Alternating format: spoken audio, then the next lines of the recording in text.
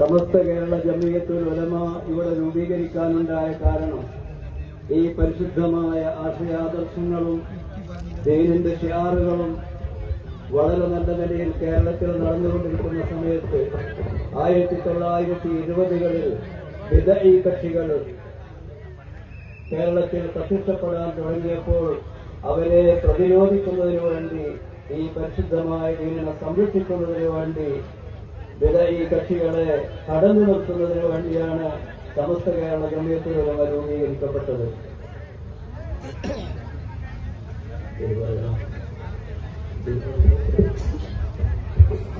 1921 में समस्त केरला जमइयतुल उलमा की तासीस इस दीन की हिफाजत और अहले सुन्नत व जमात के अकायद के तहफ़्फ़ुज़ के लिए 1926 में सरज़मीन केरला में उलमाए किराम और सादात निज़ाम की सरपरस्ती में इसकी तासीस हुई. 1920-കളിൽ ബിദ്അഈ കക്ഷികൾ